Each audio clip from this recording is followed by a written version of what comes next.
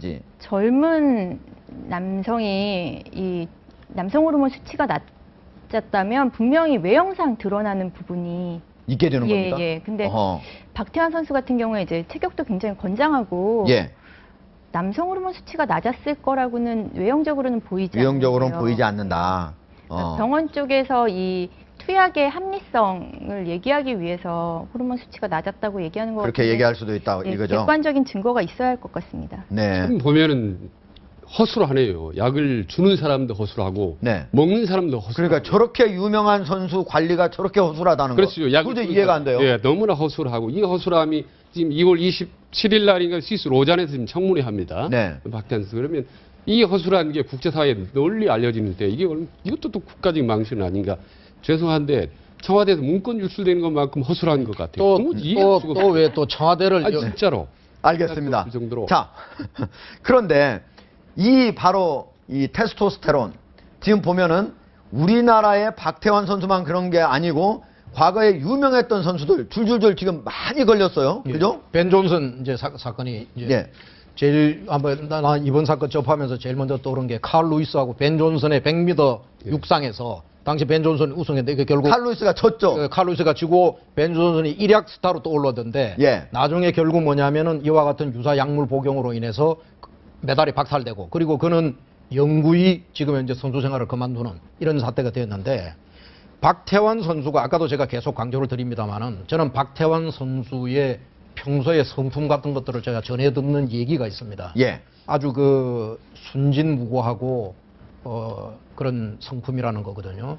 이것을 알고 자기의 기록을 단축하기 위해서 약물에 의존할 그런 성향의 선수는 아닙니다. 네. 이거는 명백히 근원적인 책임을 묻자 그런다면은 이런 류의 대스타급 우리 대한민국의 스포츠 자산을 제대로 관리하지 못한 우리 한국 스포츠 의학계의 잘못이 있다. 관리 책임자의 잘못이 있다는 생각이 들고요. 네. 그 다음에 이와 같은 선수를 치료로 한 그 병원 그리고 또 처방전을 내린 그 의사 이거는 뭐라고 변명을 하더라도 책임을 면하기가 저는 어렵다 이렇게 보아집니다. 예. 세 번째는 그 박태환 선수의 주변에 있는 매니저 이런 사람들도 만약에 처방전을 보내줬다는 것이 사실이라 그런다면 대체 우리나라가 총체적으로 이런 국가가 관리해야 할 보물과 같은 선수들을 어떻게 지금 이제 우리가 관리하고 있는가. 이게 우리의 스포츠 강국이라고 하는 대한민국의 현 주소가 아닌가. 이걸 다시 한번 둘러보아야 할 그런 자성의 계기로 삼아야 된다. 알겠습니다. 사건을. 예. 그렇게 저는 봅니다. 윤혜정 변호사님. 네. 그런데 지금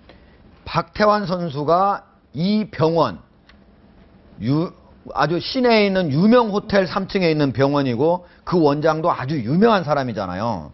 그런데 단지 2번만 간 게 아니고 지금 맞은 건 2번인데 10여 차례나 들락날락했고 그리고 거기에 있는 코치나 감독은 그 사실을 몰랐다 이런 얘기가 나오죠. 결국은 혼자 가서 이런 일이 벌어진 거 아니겠습니까, 그러면? 근데 그게 결국은 이제 말씀하신 것처럼 선수 관리가 안 됐다라는 부분인데요. 선수 관리가 제대로 안 됐다. 네.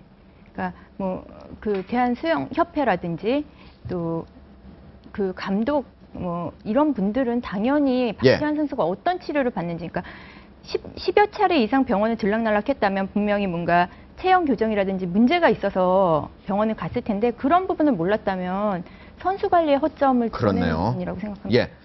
자, 신은숙 변호사님. 지금 만약에 지금 박태환 선수가 2월 다음 달 27일에 이제 청문회가 있다고 그러는데 어떤 징계, 어느 정도의 징계를 받을 수 있습니까? 현재 분위기로는 중징계를 좀 피하기 어렵다고 보이는 게 이제 다수 의견인데요.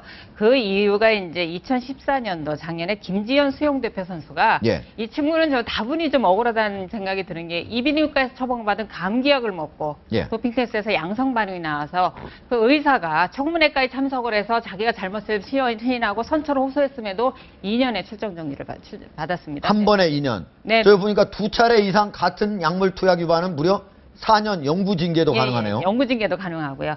또 같은 수영 선수 순양 같은 경우는 물론 이제 아시안 게임을 앞두고 있어서 직접적으로 이제 호르몬제가 아니고 심장계통 약물을 사용했다. 그래서 이렇게 가만히 돼서도 3개월 네, 출장 정지를 받은 적이 여기 아, 있어서 순양도 받은 적이 있어요? 예, 예, 있습니다. 그래서 네. 저희 지금 사태로 봐서는 박태환 선수가 좀 중징계는 피하기 좀 어려울 것으로 보이는데요.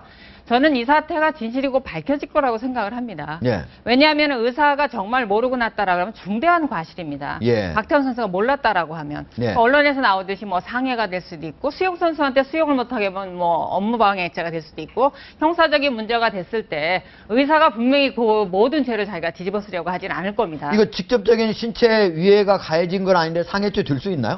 신체의 완전성을 침해했을 때 그것이 어허. 건강을 해야 하는 상해입니다. 어허, 그러니까 네. 호르몬의 불균형이 와도 건강을 상하게 된 거죠. 일반인으로 보면은 신체 상해가 없다고 볼지라도 네. 박태환 선수 같은 경우는 도핑 테스트에 걸릴 수 있는 아주 중대한 그런 그러니까 호르몬의 불균형이 온 문제가 것 생기기 자체가 때문에. 완전성을 침해한 거니까요. 근데 수영을 못하게 하니까 업무 방해가 될 수도 있고요. 예. 그다음에 여기서 끝나지 않죠. 이 형사로부터 의사가 처벌된다라고 하면 그다음에 이 박태환 선수가 이 사태로 해서 수영 선수를 그만두고 장래에 수익이 줄어든다면 엄청난 금액의 손해배상을 물게 되죠. 그래서 그 진실은 전 밝혀질 거라고 생각합니다.